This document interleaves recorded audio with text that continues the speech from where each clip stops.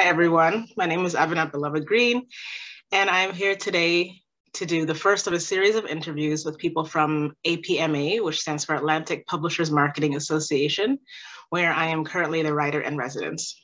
So our very first esteemed guest is, is Alexia Major, who was an intern earlier in the year and later last year when I first came on. So I'm gonna let Alexia tell us a little bit about herself, and then I'll go into some questions. So go for it, Alexia. Yeah, I'm Alexia Major, and as Abena said, I was a data enrichment assistant, but also the summer intern at APMA from May to August. Really, really interesting time in the Atlantic publishing industry. I went to Mount St. Vincent University, majored in English, minored in writing and cultural studies. So publishing, anything in the publishing industry was a win in terms of experience and gaining more knowledge and really just fun. Working that closely with books from that angle was interesting. But yeah, so that's a little bit about me. Yeah, and I graduated in 2019. I don't know if I said that, not relevant, that is. No, it's relevant. It's good to know. Okay, because I graduated a long time ago, so maybe there's differences in our experiences. Okay, so you were the data enrichment assistant. So we'll come back to that, but I want to jump to our question about childhood, about stories, since this is about publishing and that storytelling. Can you tell me about a story that you read or liked as a child? Yeah, this really is an interesting question. So many stories. There were so many books that I had. I don't know why this one stood out when I think of this question, but in primary school, we went through the Aesop fables, and they were all in a collection that we went through. And for some reason, the story, The Crow in the Pitcher, is the one that stands out to me the most. And I don't really know why, because I think crows are too smart as birds, but that's exactly what this story are not too smart? They are too smart, which is the problem. I don't think a bird should be that intelligent. And that's exactly what that story talks about. It's this crow that's in, I don't quite remember if it was a desert or just somewhere there where the water wasn't easily accessible. And it came across a pitcher that had some water in it, but the water was not close enough to the top for it to drink. And it started putting rocks in the pitcher, and the water level rose, and the crow was able to have some water to drink. And I think, like I said, I'm not quite sure why that one stands out to me, but I think it is just a good story of resourcefulness and making use of what you have to satisfy a necessary need. So maybe on some subconscious level, that's why that one sticks out to me. But I remember the pictures from it and everything, strangely enough. But yeah. Nice. That's funny. I've never heard that story before, but I do know of Aesop's fables, though.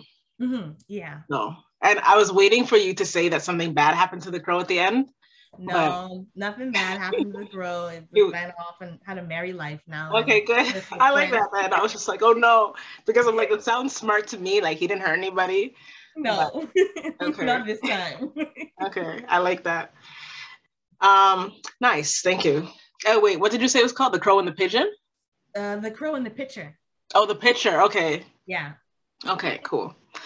Speaking of pitchers, this has nothing to do with books or stories. Which do you prefer, apple juice or apple cider?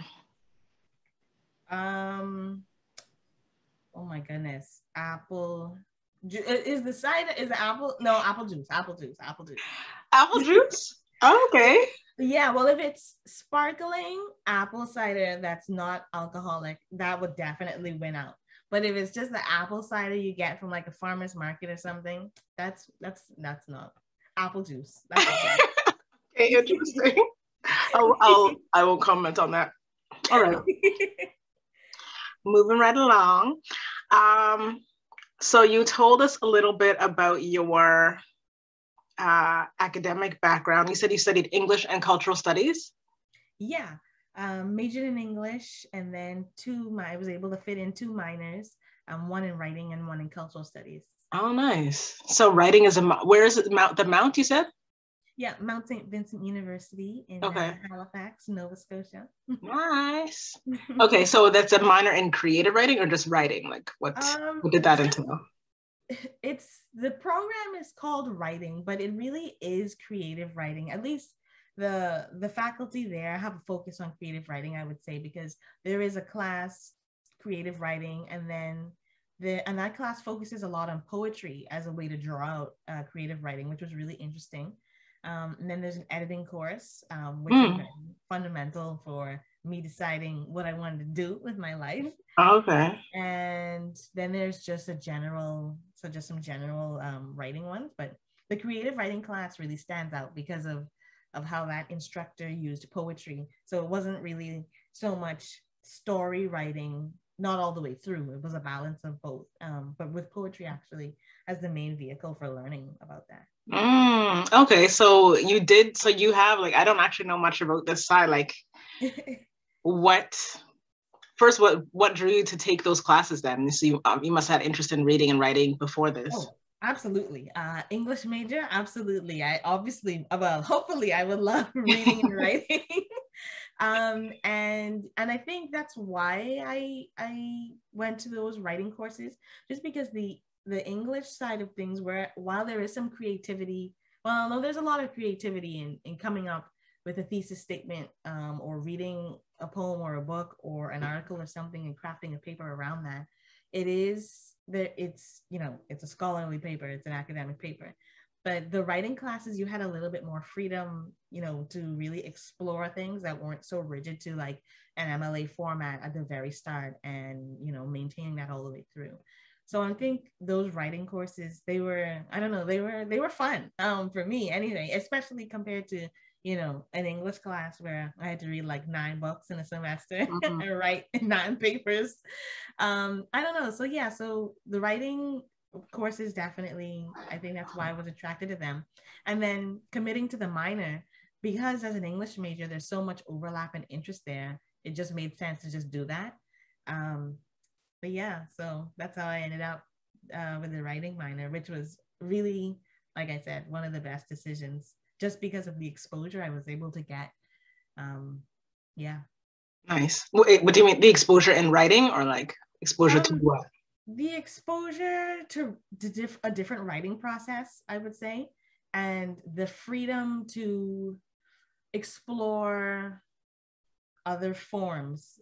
And like I said, it's interesting that professor used poetry. Like at the very beginning, she just had us write poems about things that didn't even really make sense at the time, or write a paragraph about anything and then cross out words until you got a distilled piece, and just seeing what came from that. So I think, I think that course was really good for just thinking of writing in different contexts, but how you can still use that to produce a new piece or see something in a different way. Okay, nice. So do you do a lot of personal writing right now? Yes. I would say for most of my life, actually, journaling was a thing that I did a lot. I won't say how many I have, but I found as either just being a student or working, and now being a mother, I don't have the luxury of really writing out my day in a sense. So I found in the last few years, poetry is actually what I've turned to for little scribbles about moments or feelings. So I would say I do have quite a few poems kicking around on different platforms, either on my laptop in a Word document, or my phone, or just scraps of paper, really, wherever I can scribble something. So I would say poetry above all. Short form writing, absolutely. I commend anyone who can write like a novel or a story or something. I can't hold that attention to detail for that long. I don't think I have lots of plot holes. I know. I envy that. Like, that's commitment, and yeah, details and dialogue and stuff that I need to study. Because nice. So I'm gonna have to. Oh, I should ask you to pull out a poem or something. Think about it. Let it stew on that idea, and we'll see. I'll ask you again at the end of this interview. Okay. And I have other ideas for you as well. All right, cool. That's interesting now. So poetry and journaling. Okay, so let's chat about APMA. So now it's making sense. You're in this world of reading, writing, loving words, actually studying English and writing in school. So it's making sense to me why you would have landed at APMA. But how did you hear of the opportunity? Yeah, so I never knew about APMA at all before the job posting. And yeah, it was that summer. It's a good time for these kinds of jobs that are kind of entry level to really any industry that posts a job. And APMA posted their Canada summer job it was at May to August. And at first it came up, the title was data entry clerk. But then in the application, in the description, it actually went into more of the data enrichment assistant, which is actually the title they would have posted it as. Because it was Canada summer jobs, that was data entry clerk is what they had to use. I was gonna say, like, that doesn't sound very enticing. Yeah, well, no, from the title it didn't, but from the description, it sounded really, I don't know. It was interesting to me in terms of the side of publishing that it was on, because I think definitely the dream of mine would be I would love to be a copy editor full time. If I was sure that could be the main source of income, or at least steady, that's what I would do, hands down. To correct grammar and punctuation for the rest of my life would be amazing. Nice. My language. And I think that was something that was actually in the job description. It said that there was going to be some exposure to proofreading and copy editing, and reaching out to authors and helping them with this project that they had going, the data enrichment of the Atlantic authors that they had. And I think that was another thing I really appreciated about the job posting, is that it was a focus on Atlantic authors. I mean, Atlantic region isn't huge, but it was amazing to see, at least once I started that job, that how many authors there are and diversity in that. So yeah, so that job posting, that was an easy one to apply for. And I mean, English major, and at that point I did have some copy editing experience. So I figured that's a win. So yeah, so all of that came together to make perfect sense to apply. And they thought so, because they hired me. Where did you see the posting? It was on Indeed. Okay. Yeah. Cool. Nice. So they called you, you had your interview. Yeah, the lovely Mallory sent me an email, and then we just went from there, had an interview. And then I think it was later that week, Chantel called me and offered it to me. I'm like, absolutely. Wow. Nice. And, the rest is history. Nice. Okay, so tell us about now that you started. What was it like? Like, the description was one thing, pulled you in. How was it to be? I don't know if you spent time in the space, because I know it was COVID times. No, but how was it being an intern? I've never set foot in the office. Oh, really? So I've been there. Which, you more times than you. Which is and you still got there before me, which was fine by me, because at the time my son Daniel was 8 months old, so I was quite thrilled to be able to work from home and just go upstairs and get baby kisses if I wanted to. So I wasn't complaining about working from home. But yeah, no, and the job was way more than the job description than they can ever put in a job description, I think, because the department the team, I should say, is so small. Like 4 or 5 of them in total, maybe, and then the rotating intern that comes in from season to season. So I did way more than was in the job description, which was fine, because on a small team like that, everybody does a little bit of everything. When Mallory went on vacation, I did some of the admin stuff with managing the store and processing those orders. And I found that really fun. Oh, wow. But yeah, and there were a few meetings that I sat in on about planning for, well, reviewing the magazine that they would have published before. And then it was crazy to think in summertime, they're planning for Christmas. Oh, wow. Okay. Yeah. So I got to see a lot of that, planning for their fall and Christmas projects that they were going to be working on. And then the actual data enrichment. So going through their database, trying to fill out information. So there were some gaps in the information that they had on the authors, like hometown, what books they have published recently, or how to categorize those things, or any ongoing projects, upcoming projects, really a whole range of things. Just working on that because they're trying to launch their Atlantic author database and having it be more accessible to market those authors. And that was what I didn't really understand at first about APMA. I was like, okay, well, what are they? But they really are the advocates for Atlantic authors.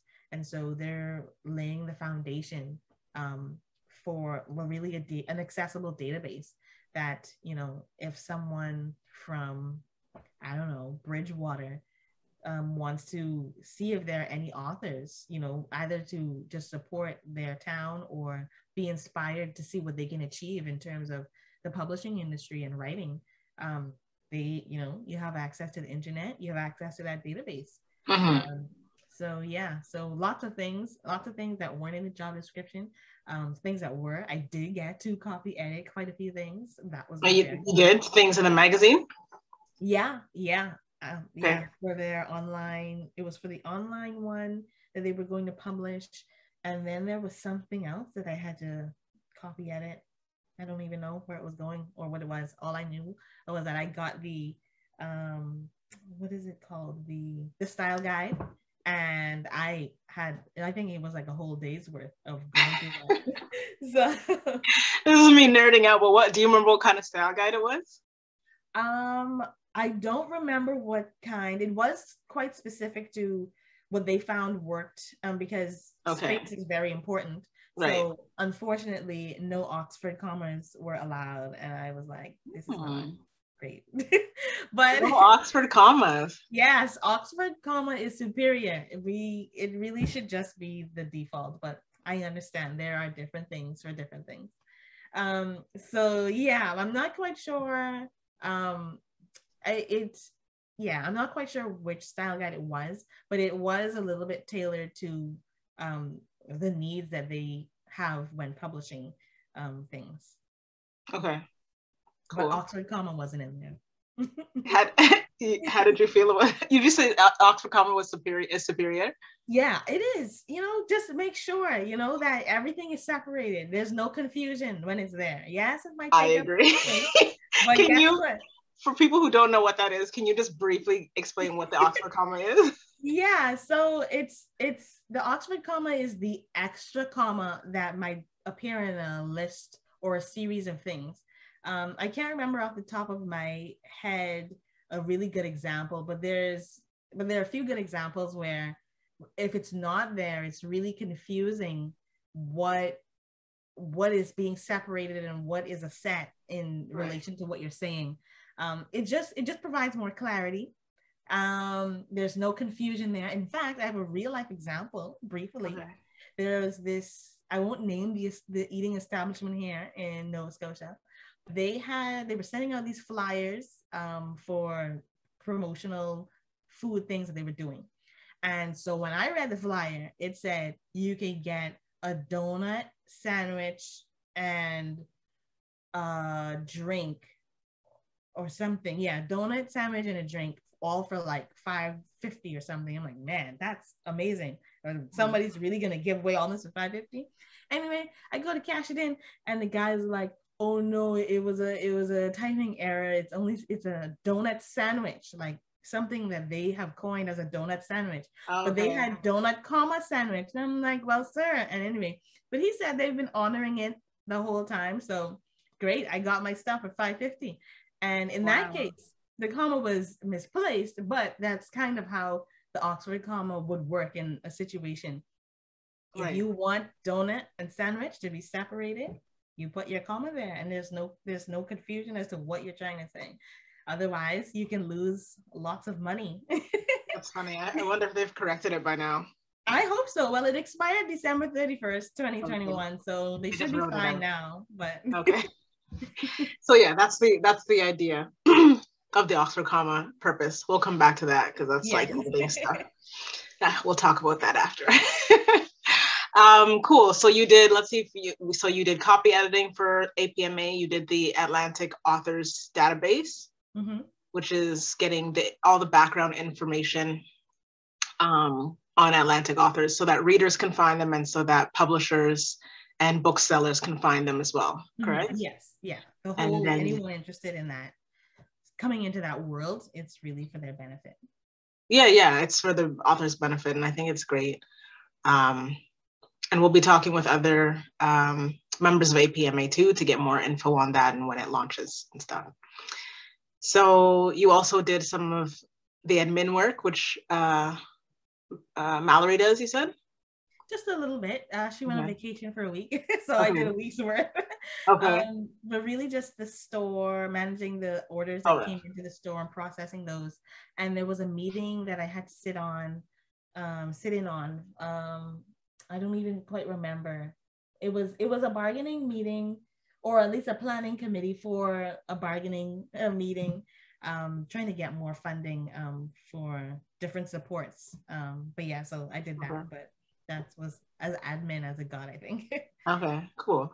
Okay, so from all the stuff that you did, which was a lot, as you said, what's something that stood out to you, like that you learned? That authors need, it's more than, the process is more than just, sitting down, writing a book and hoping that people buy it.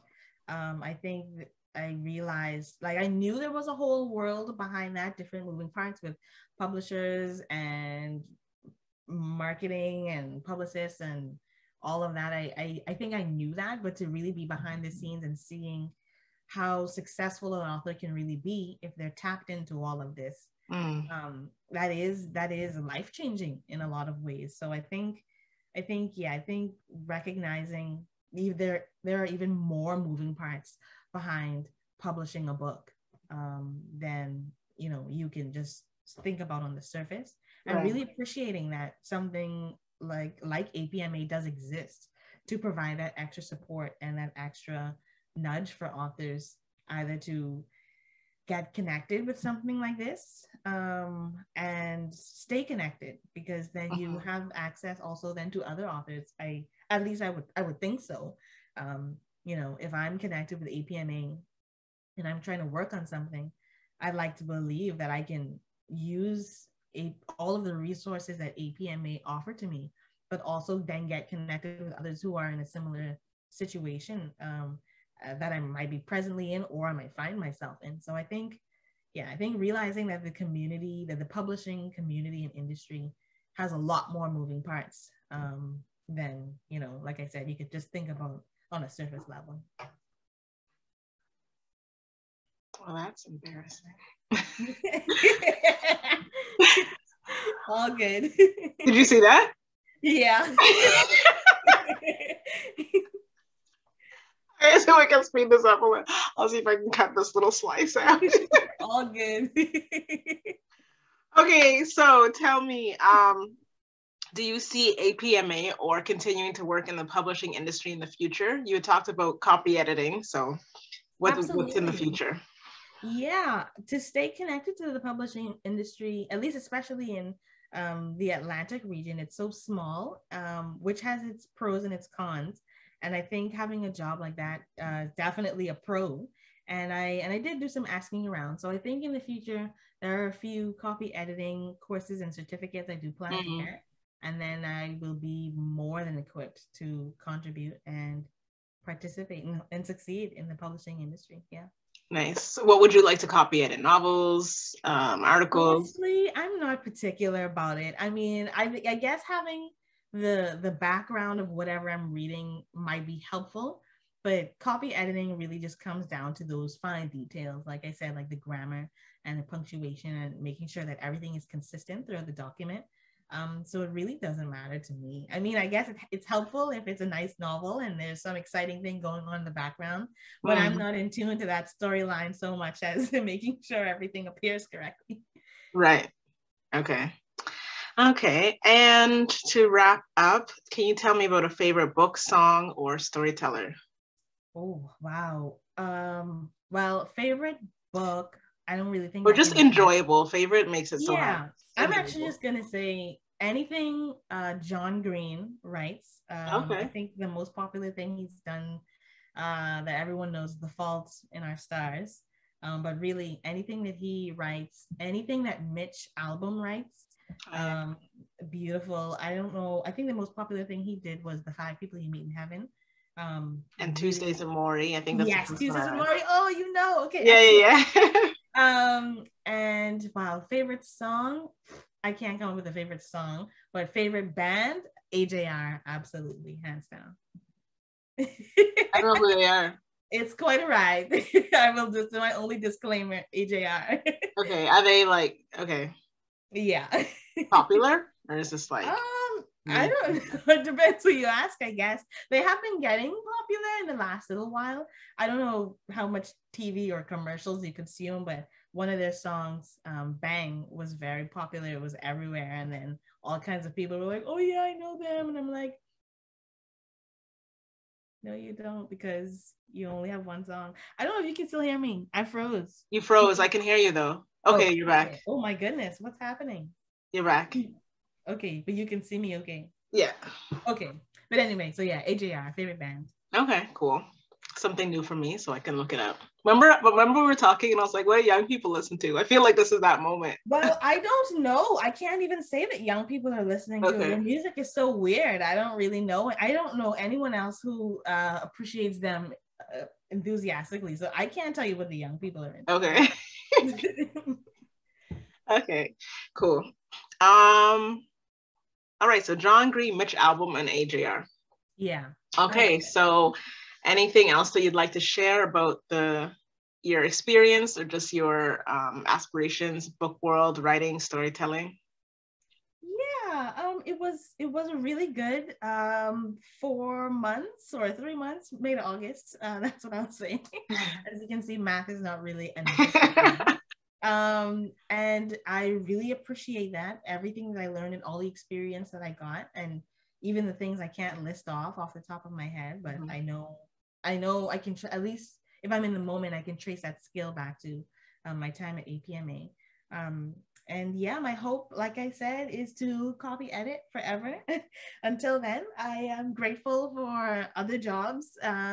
Presently, I guess, living my another alternate dream is working at Mount St. Vincent University, and working in a department there, helping students out. So that's fun. Every day is an adventure when you're working with students.